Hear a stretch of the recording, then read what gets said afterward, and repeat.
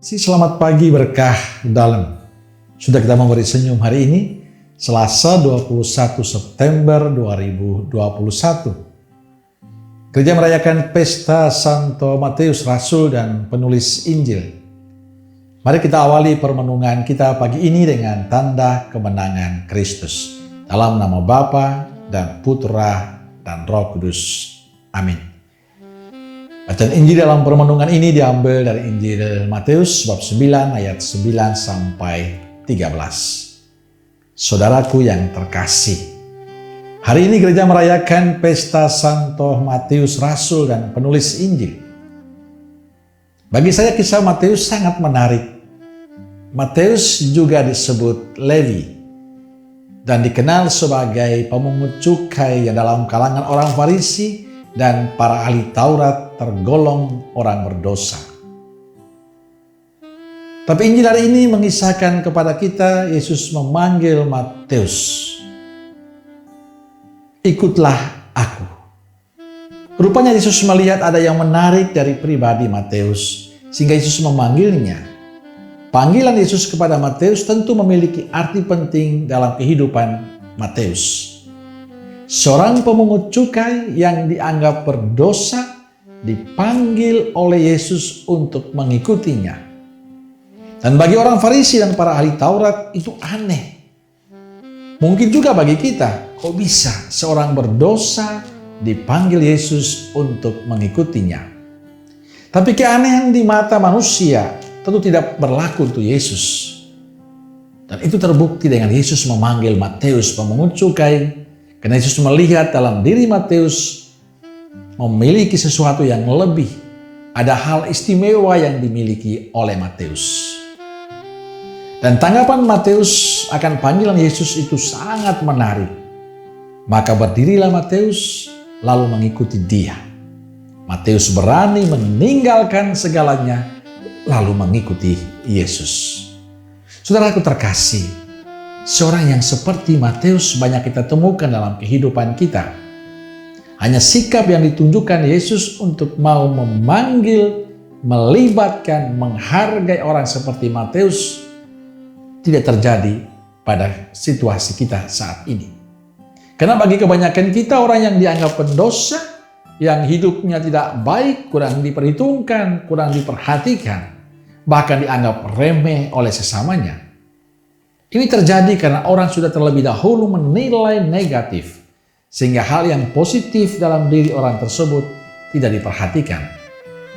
Sikap ini bahkan juga terjadi dalam kehidupan menggereja. Banyak orang yang sudah mulai aktif dan mendapatkan tempat dalam pelayanan, gereja kadang menjadi kelompok yang eksklusif. Dan bila ada yang mau terlibat dan mungkin orang itu punya latar belakang yang kurang bagus, maaf, akan sulit diterima. Kita sering mudah sekali menghakimi, mudah sekali mencap orang lain. Padahal belum tentu kita lebih baik dari mereka. Maka tindakan Yesus mengajak Matius hendaknya menjadi sebuah tindakan dan sikap bagi kehidupan kita untuk melibatkan semakin banyak orang dalam pelayanan Tuhan, termasuk mereka yang dianggap kurang pantas. Saya percaya dalam segala hal di mana kita melibatkan semakin banyak orang, termasuk yang dianggap kurang baik, pada saatnya akan ada perubahan dalam kehidupan kita. Bila hanya orang baik dan itu saja yang terlibat dalam karya besar Tuhan, berarti kita tidak sama dengan orang Farisi dan para ahli Taurat.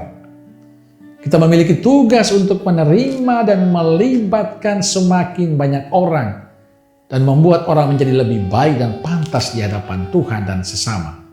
Kita diharapkan lebih terbuka dalam karya-karya kita.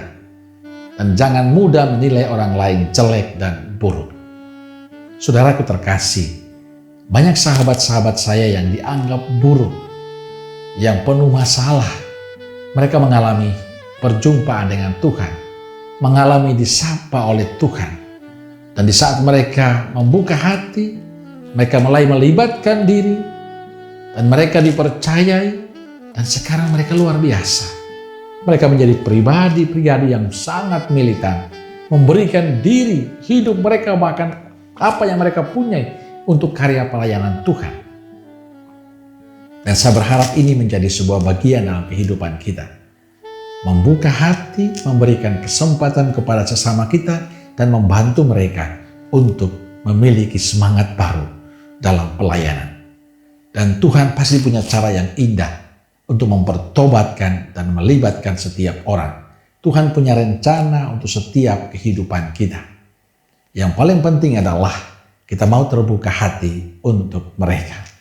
Dan yang kedua yang saya kira penting untuk kita adalah Matius seorang yang dianggap berdosa. Tapi dia mau membuka hati dan mau memberikan diri untuk Tuhan. Maka kita semua bukanlah manusia sempurna, tapi jangan pernah takut.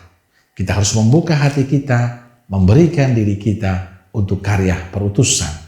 Mau melibatkan diri dikala Tuhan memakai kita untuk karya Tuhan, kita harus bersedia untuk melakukan itu. Kita harus terbuka hati, melibatkan diri. Sehingga apa yang menjadi harapan kita sungguh-sungguh terwujud dalam kehidupan bersama kita. Mari saudaraku terkasih, libatkanlah hidupmu dalam karya Tuhan ini. Amin. Semoga Allah yang Maha Kuasa memberkati saudara sekalian, Bapa, Putra, dan Roh Kudus. Amin. Keluarga Kudus Nazaret, doakanlah kami. Amin. Berkah dalam.